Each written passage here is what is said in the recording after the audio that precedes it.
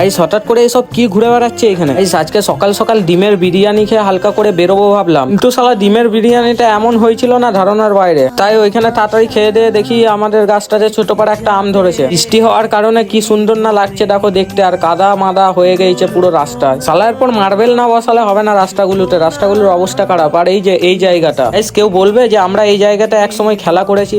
আর এই মালটাকে দেখো, এর মনে খুব কষ্ট, মনে হয় বউ ছেড়ে দিয়ে চলে গেছে, তাই একা একা দাঁড়িয়ে ছিল ওইভাবে। পুরো কাবির সিং এর মতো দাঁড়িয়ে ছিল, আর আমি হালকা করে বুঝাচ্ছিলাম ওইসব করিস না, ওইসব করলে পুরো জীবন ল্যাল হয়ে যাবে। ওকে কি বলছি শালা, আমি তো একা থাকতে বেশি পছন্দ করি।